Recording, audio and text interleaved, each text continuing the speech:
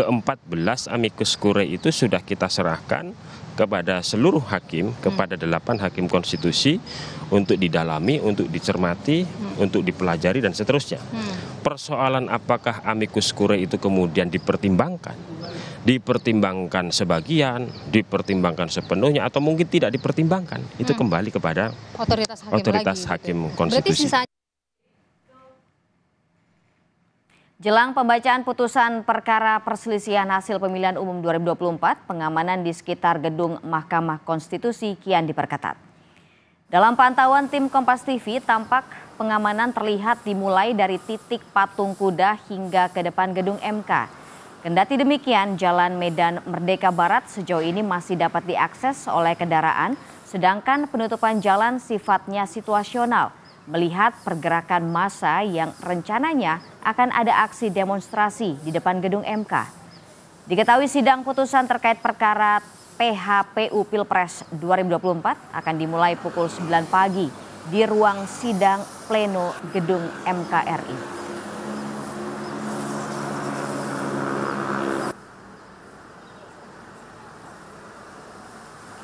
Saudara, hari ini Mahkamah Konstitusi akan membacakan putusan perkara sengketa hasil pemilihan Presiden 2024. Sidang putusan akan dimulai pukul 9 pagi.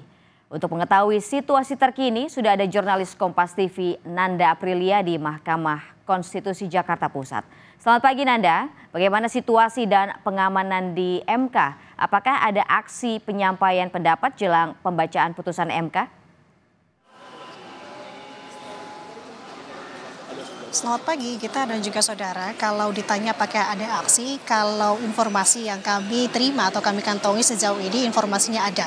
Kendati demikian, ini rencananya masih situasional. Artinya memang kalau menurut rencana ini akan adanya aksi dimulai dari pagi sampai dengan siang hari. Nah, ini juga bergantung sebenarnya terkait dengan penutupan akses jalan di depan gedung Mahkamah Konstitusi atau tepatnya di Jalan Medan Merdeka Barat. Yang dimana penutupan ini akan melihat lagi kondisi di mana aksi dari massa ini terjadi. Artinya ini sifatnya masih situasional. Sedangkan sejauh ini kita dan juga saudara terkait dengan pengamanan sendiri, baik dari sisi depan gedung Mahkamah Konstitusi ataupun di sisi dalam gedung Mahkamah Konstitusi, kami melihat sejauh ini sudah semakin ketat dari segi pengamanannya. Bahkan tadi kami lihat beberapa waktu sebelum kami melaporkan saat ini sudah dilakukan apel siaga. Kemudian kalau menurut rencana terkait dengan pengamanan sendiri nanti di sekitar area Mahkamah Konstitusi, sektor Mahkamah Konstitusi salah satunya, ini akan menjadi titik di mana pengamanan personil diterjunkan. Kalau dari pihak Polri sendiri ada personil gabungan sebanyak 7.000 lebih. Nanti pihak pengamanan akan mengamankan baik di sektor MK, kemudian akan tersebar juga di sektor Bawaslu dan juga di sektor KPU. Artinya ada beberapa titik memang yang akan ditempatkan sistem pengamanannya sendiri. Nah, sedangkan kalau untuk di dalam di sini kita dan juga saudara bisa digambarkan memang untuk segi pengamanan ini ditingkatkan dari berbagai layer. Artinya layer depan tadi saya sampaikan di sekitar Jalan Medan Merdeka Barat, kemudian dari sisi dalam ini layer dalam ini juga ada pengamanan. Jadi artinya memang ada petugas-petugas yang memang sudah dipercaya, sudah tersumpah untuk mengamankan jalannya sidang putusan hari ini kita dan juga saudara. Nah, tadi sudah disampaikan dalam pengantar bahwa untuk sidang putusan hari ini rencananya akan dimulai sekitar pukul 9 pagi di gedung Mahkamah Konstitusi RI 1, yakni di sidang pleno tepatnya di belakang saya ini. Kemudian juga sejauh ini memang ada beberapa pihak yang sudah terkonfirmasi akan hadir. Khususnya di sini ada dari pihak pemohon, baik itu pemohon 1, di sini Anies Baswedan dan juga Muhaimin Iskandar, dan juga pihak pemohon 2, yakni di sini ada Ganjar Pranowo dan juga Mahfud MD. Sementara itu ada 2 pemohon tersebut sudah terkonfirmasi akan hadir di sidang putusan hari ini, sedangkan dari pihak terkait di sini yakni Prabowo Subianto dan juga Gibran Raka Buming Raka sejauh ini memang masih belum ada status terkait dengan apakah pasti hadir ataukah tidak, karena informasi yang kami terakhir kutip berdasarkan dari Ketua Tim Pembela Prabowo Subianto dan juga Gibran Raka Buming Raka Yusril Iza Mahendra bahwa masih belum ada kepastian sebenarnya, pihaknya juga tidak ada kewajiban juga kalau disebutkan, kalau kami mengutip apa yang disampaikan Yusril untuk hadir di sidang putusan hari ini. Artinya memang sangat dinamis sekali. Nah, kalau melihat lagi nanti terkait dengan bagaimana jalannya sidang putusan, ini merupakan babak akhir sebenarnya dari sepanjang rangkaian panjang terkait dengan sidang atau perkara PHPU Pilpres 2024 ini. Kita tahu beberapa waktu kemarin kita mendengar keterangan baik dari saksi, ahli, bahkan juga menghadirkan di sini ada 4 menteri terkait dengan perkara ini. Artinya kita akan tunggu seksama terkait dengan apa yang akan disampaikan dari putusan dari majelis hakim sendiri, karena kalau kita tahu, kita bisa kutip sedikit atau kita ringkas di sini, di mana memang secara maraton 5 hari berturut-turut, 5 hari lebih dimulai dari tanggal 16 kemarin, para majelis hakim Mahkamah Konstitusi ini melakukan rapat permusyawaratan hakim untuk menentukan sebenarnya putusan apa yang akan dibacakan hari ini. Jadi ini menjadi hal yang pasti kita tunggu-tunggu bersama, khususnya kita dan juga saudara. Kita akan nantikan bagaimana jalannya sidang putusan hari ini sekitar pukul 9 pagi nanti kita. Sidang dimulai pukul 9 pagi. Jawaban atas gugatan mana yang akan dibacakan terlebih dulu, Nda? Baik, kita untuk teknisnya memang nanti akan digabung. Artinya baik dari gugatan 1 dan juga gugatan kedua atau pemohon 1 dan pemohon 2 ini akan digabungkan.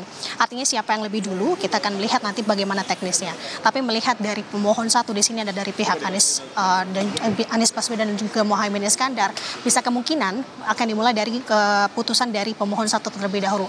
Tapi tidak ada hal yang menutup kemungkinan di sini. Kita melihat dari bagaimana nanti kebijakan dari hakim sendiri untuk memutuskan siapa yang akan lebih dulu dibacakan terkait dengan putusannya. Jadi ini masih sangat dinamis. Bagaimana nanti hasilnya pun juga akan kita lihat dan kita tunggu-tunggu bersama. Kembali kita dan juga saudara kita akan saksikan nanti sidang putusan terkait dengan perkara PHPU Pilpres 2024 pada pagi hari ini.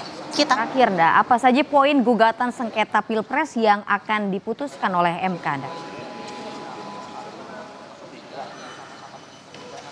Baik, kita sebenarnya kalau kita kutip, kita rangkum begitu ya, sebenarnya ada banyak sekali petitum, baik dari pemohon 1 ataupun juga dari pemohon 2. Nah, kita akan jabarkan setidaknya untuk gabungan, memang kalau dari pihak atau gugatan dari masing-masing pemohon ini kurang lebih memang memiliki poin-poin yang sama, artinya terkait dengan kecurangan Pilpres kemarin, kemudian juga adanya penyalahgunaan atau penyalahgunaan bansos di sini yang kemana kemarin kita tahu ini menjadi pembahasan yang kerap kali dibahas juga di muka sidang. Nah, ini kalau mengingat lagi apa saja poin-poin gugatan, kita akan sedikit sampaikan di sini khususnya dari poin gugatan Anies Baswedan dan Muhaimin Iskandar. Pertama, ada membatalkan hasil pemilu 2024.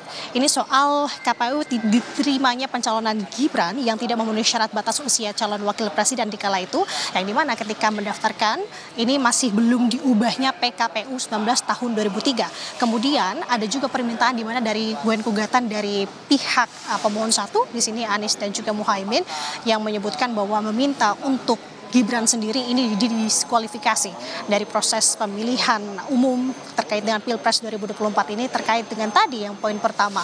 Kemudian untuk yang ketiga, ini lebih membahas terkait dengan kecurangan-kecurangan seperti halnya manipulasi data pemilihan tetap, kemudian surat suara tercoblos dan juga TPS ganjal sampai dengan penyalahgunaan atau penyelewengan bansos juga ini menjadi gugatan. Nah, ini sama sebenarnya, tidak jauh berbeda dengan poin gugatan yang dilayangkan oleh pemohon 2, yakni Ganjar Pranowo juga Mahfud MD, yang dimana meminta agar KPU membatalkan putusan hasil penetapan presiden dan wakil presiden yang diumumkan pada Rabu.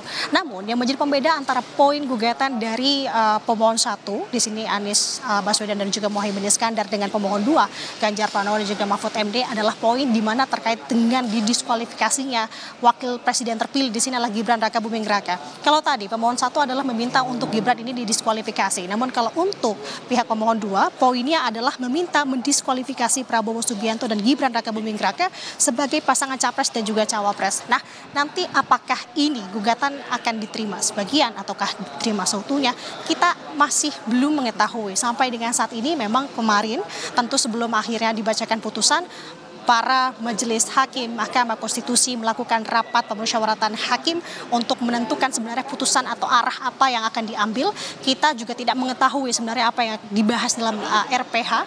Ini sifatnya memang sangat tertutup. Artinya kita sama-sama menunggu di sini kita apakah gugatan-gugatan yang dilayangkan dari masing-masing pemohon ini dapat sepenuhnya diterima ataupun apa yang akan terjadi nanti. Sifatnya sangat dinamis. Kembali ke studio kita. Nanda Aprilia melaporkan langsung dari Gedung Mahkamah Konstitusi Jakarta. Terima kasih Nanda atas laporan Anda.